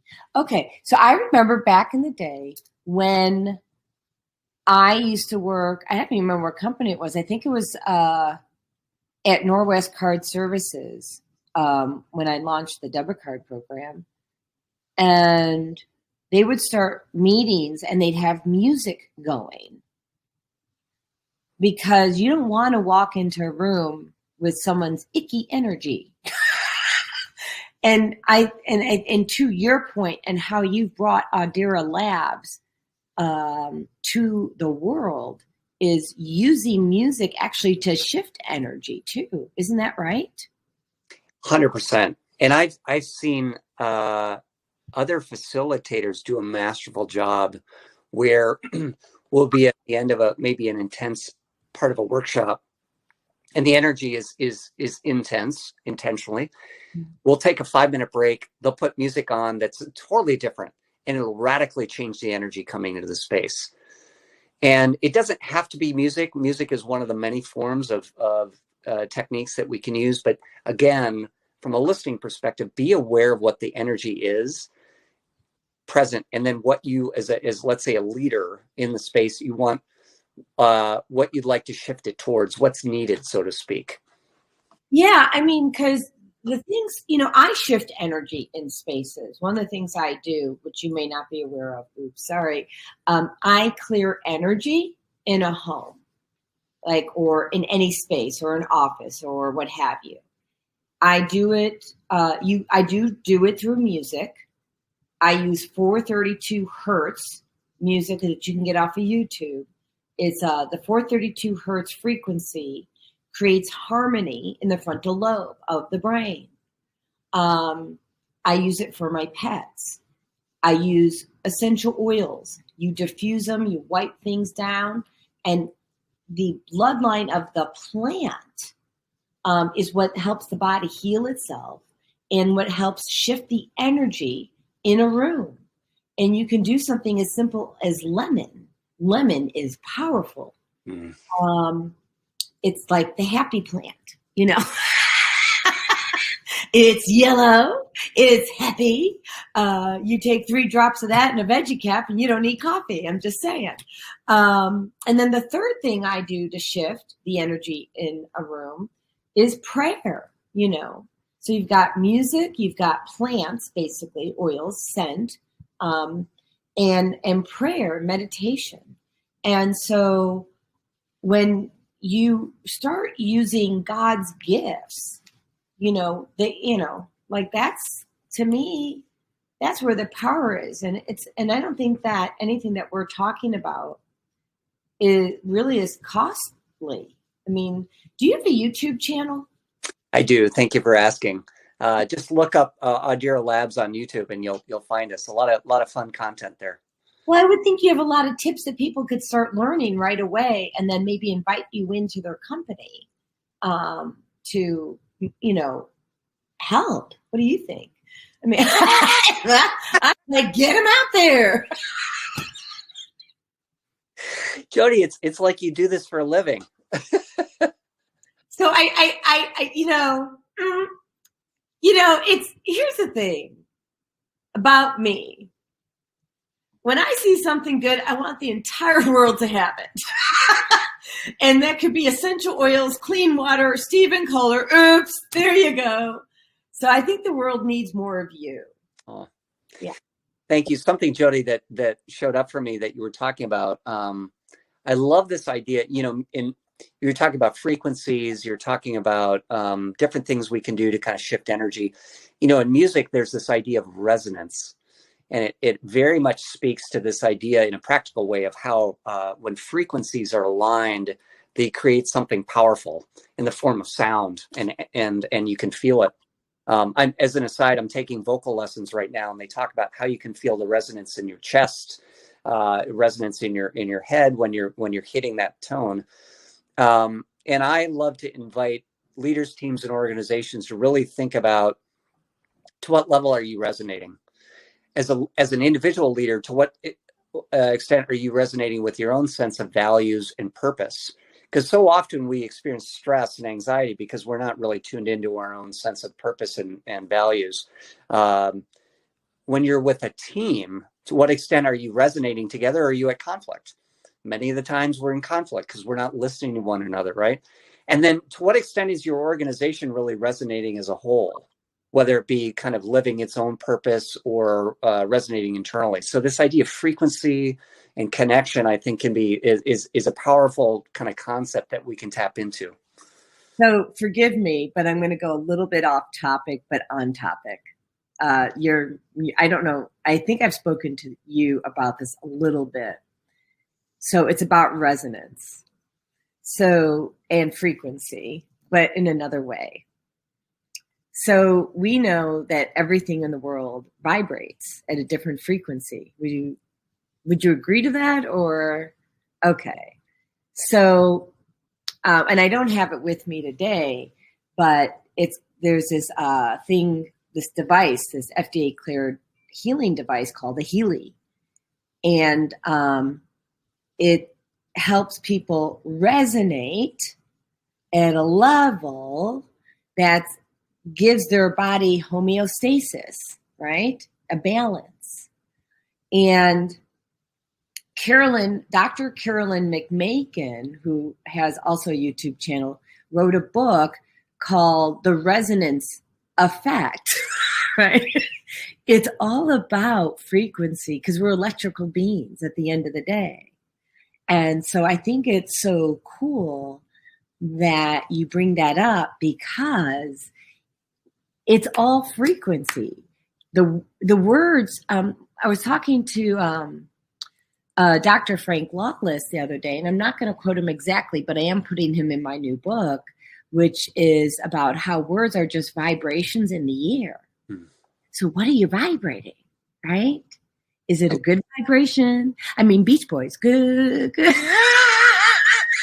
vibrations. Okay, so I want to apologize to the community for my singing voice. We'll leave that up to Stephen. Not at all. But it's all about vibration and frequency and resonance. And when people start just looking at that instead of making it about them, you stop personalizing it, like Miguel Ruiz, he has the 4 agreements, right? Don't take things personal. Always do your best, which will vary from day to day, depending if you're sick or not. Always be your word, right? Yeah. And what's the 4th one? Do you remember? It's all about being true to oneself. Yeah. And I just want to add something that showed up for me as you were talking about resonance, Jodi, just a moment ago. But energy attracts energy. Man. Right? So when we, in a practical sense, how many of us have been in a room, somebody walks in and they're emitting all sorts of negative energy. It affects the whole room. Yeah. Right. And likewise, somebody comes in who's joyous, smiling, it creates a shift. So we have the opportunity. There's this idea of intention and impact. What's your intention? What do you want to bring forth energy wise? And then what are you noticing? Yep. I'm typing that into the thread. So what's your intention and what's your impact? What's your impact? And how closely do those two align? Because a lot of times, Jodi, as your listeners know, we have blind spots.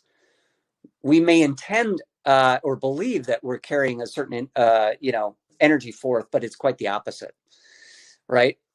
Right. Well, I don't know if I ever told you this story.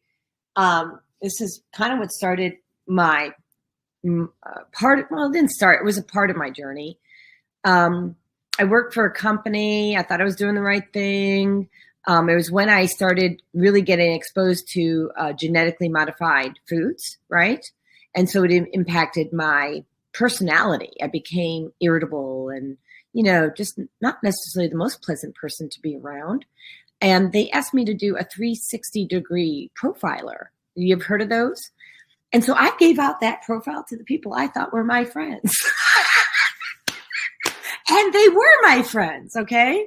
So, but they all came back with the same thing, which is, basically, the gist of the matter was I thought I was being nice and I was coming across cranky, judgmental, like all these things. And, I saw that as a huge gift. Because it was like, wow, my intent, even though I had a very good heart, I have a very good soul, that's not what was being received. And the power is when people choose to understand your intention is not what is being received. And that's huge. So I had to make some huge changes, and I was happy to do it because I love people and I want people to have joy and I want them to have peace and I want them to have love. You can't do that if you're walking into a room with and you bring in poor energy. You know, like, and a lot of people right now have a low resonance negative energy because they're trying to fight off what's going on in the world today.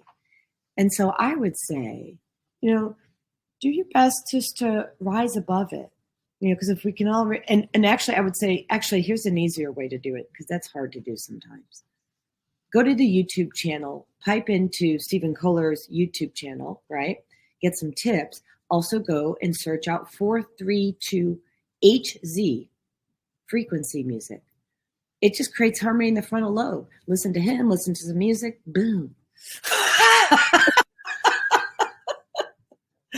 So I just want to make sure that everyone knows that they can follow you, Stephen, on YouTube, LinkedIn, Facebook, right? Twitter. Are you on Twitter too? I'm on Twitter, Instagram, and then, of course, our website is audiralabs.com. Awesome. And if you are looking for information on, Stephen will support you with leadership, effective communication, effective listening. And if you need help with effective eating, choosing the right foods. And I don't tell people what to eat. I tell people what each food does, and then you get to choose. And there's power in knowing that cinnamon, like for instance, will help balance your blood sugar levels, right? Burdock root will help balance your blood sugar levels. So for those people out there who are diabetics, there's a little tip for you. But when you have that kind of power to manage what's going on with your food, that's really, really cool. So I'm going to put in your website. So it's www.audiralabs.com. Right. It is labs. Okay, I wasn't sure. And then .com. All right. Thank you so much. You're welcome. And so do we have any questions? We've got any call in from 515-605-9325. Press 1 to speak. And then I'm just going to see if there's anything we haven't covered today. So I know that you offer coaching and to individuals, but you also help create team, help with corporations with teamwork. What else how does that show up when you're supporting these corporations? Thank you for asking. What I tend to, the words that I hear the most often, whether it be a leader or a corporation, Jodi, is two words. One is we're stuck and we need support, or we're looking to grow. The third word might be change. And so what I really love helping leaders, teams, and organizations is first and foremost clarify what they want. Sometimes organizations are on a journey where they change, like the pandemic. For many organizations, pandemic blew up their business model and they have to refigure out what they need or what they want. Number two is they may know exactly what they want, but they're having a hard time getting there, and they're getting in their own way. So from a corporation perspective, I help create experiential workshops that help organizations get to what they want. And it usually is in the form of a leadership or a team workshop in which we're working on some foundational things like alignment, where the team, again, may be an incredibly, a team with a lot of high achievers. They may have a lot on the line, but they're not working effectively together. They're not on the same page.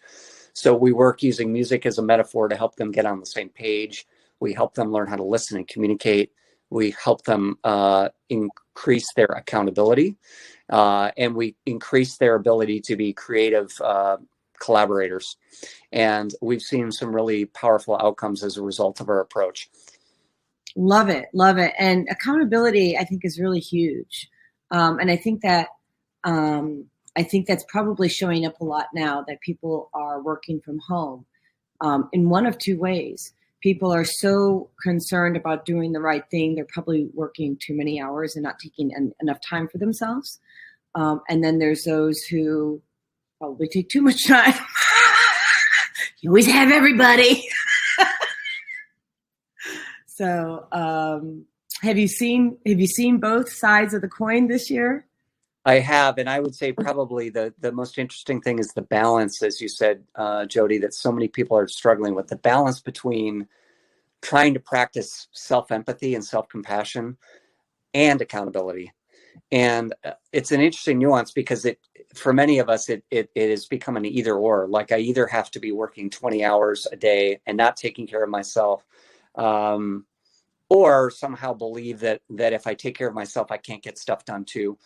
And so it's for each of us finding what that balance looks like, and having this kind of whole body, whole life balance of recognizing how we can be accountable to ourselves while also being accountable to let's say the organizations we're working for. I couldn't agree more. I'd like to talk a little bit more about balance. You know, that has been a struggle of mine all my life, where I was really a workaholic, and it's literally once I was aware of it. So for those listeners, you want to be aware of what's actually happening here. Oops, hold on a second. We're having a little, here we go. You want to be aware if you are a workaholic and how that shows up for you. And for me, what I realized that if I didn't slow down, the universe was going to slow me down anyway. Because if you need to slow down, the universe is going to slow you down. God forbid, it could be a broken leg, it could be a cold, it could be, just getting, I don't know. So going back to what we were talking about before about self-sabotage, right? So if we're not giving ourselves what we need, which is the title of my show, Self-Cell Care. So self-care, the self, and then what are we made out of? Cells, right? We're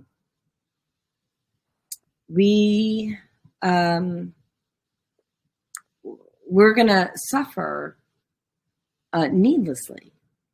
And I think, is it Warren Buffett who only works 4 days a week? Is that right, Stephen? Sounds right. Yeah. So he only works 4 days a week so that he can have time to think and create. And you talked earlier about people always want to be in go mode and produce. But I think maybe some people, not all people, haven't had a chance to see that if they do slow down, they can produce more. Would you agree? Yes. The phrase I love that I'm borrowing from some wise soul was, you've got to slow down to speed up. Oh yeah, there's a whole book around it. Yeah. Yeah. And there is a book, I think it's called, I don't remember. Is it called Slow Down to Speed Up? Is that the name of the book? It may. It's although it's counterintuitive, I see it happen in my own life every day. When I'm feeling rushed, that's my signal that I have to slow down. Yeah. It's just kind of silly. It doesn't seem logical, yet it works.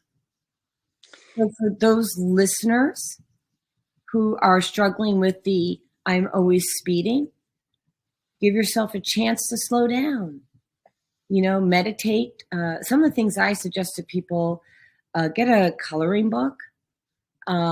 Just do some coloring, flowers, butterflies, whatever turns you on. Maybe it's tall buildings with Superman on top. Music, right, Stephen? Reading, going for a walk, shoveling the snow if you're in Chicago. Really sorry about that. There's a lot of it. I know. So I'm just going to take a minute to share with people what's coming up for the rest of the week. Is that okay with you? Please. Okay. So let's see, because I don't have this all memorized. So I'm just going to go with my my notes, which are over here. So, or not. So let me just see here. Okay. So, but tomorrow we have Naima Latif. She does our Wednesday show, and let me see here. I'm almost there finding. Okay, there we go. Naima Latif, who is our executive producer, and Kareem Hamid.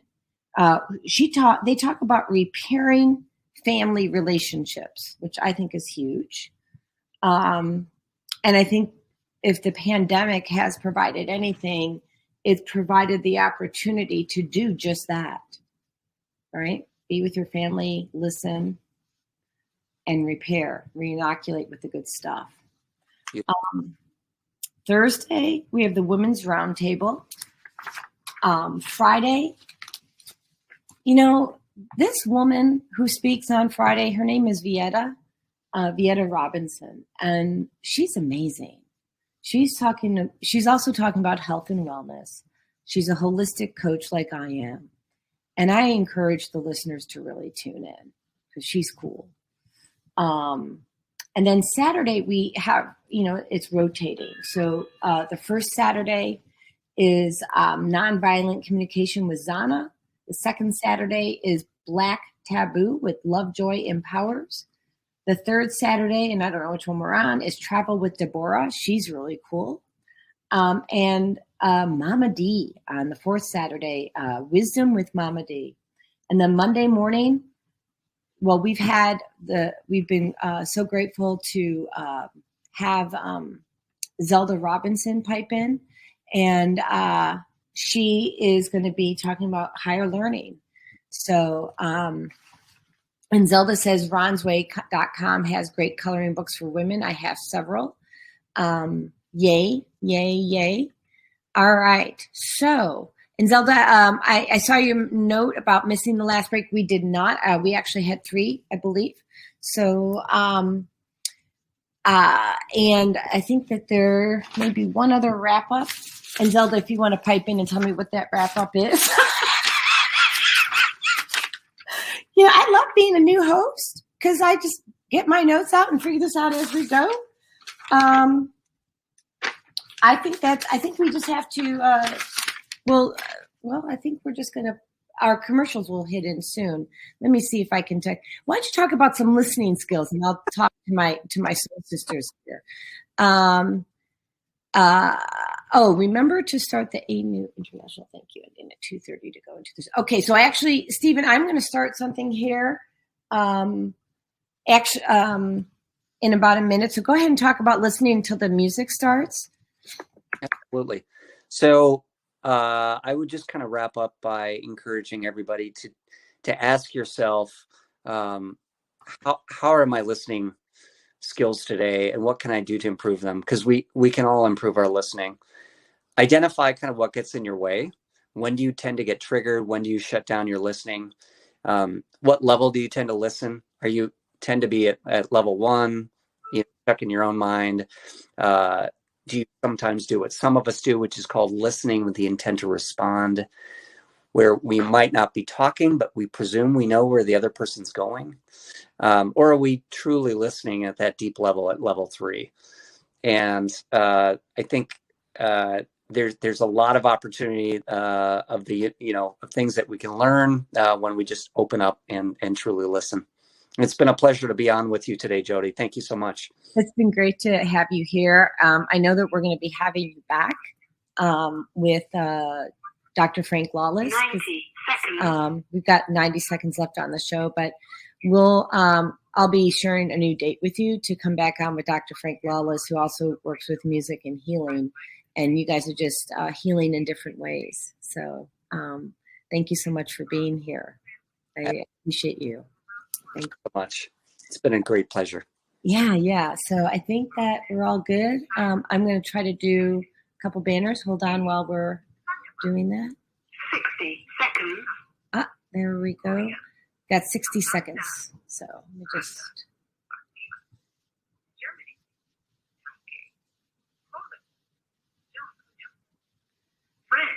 All right. So, Stephen Kohler, Audira Labs. Check him out on Facebook, YouTube, LinkedIn. Go to his website, Jodi Suson, Suson Essentials.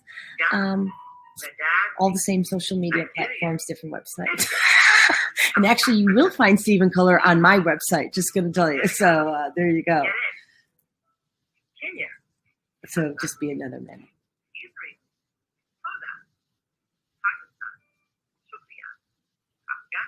It seems like a little low. 10 seconds. Okay. So I will be seeing you soon. Thank you.